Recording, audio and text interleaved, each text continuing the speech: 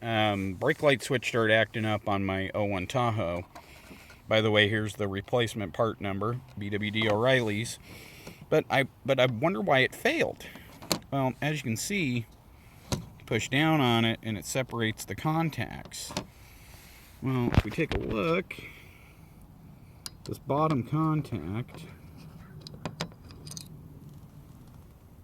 is burnt.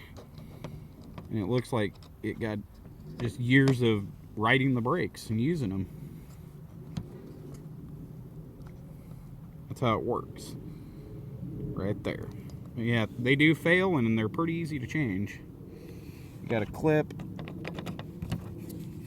on the other side here, pop it up, pops off on the brake pedal assembly.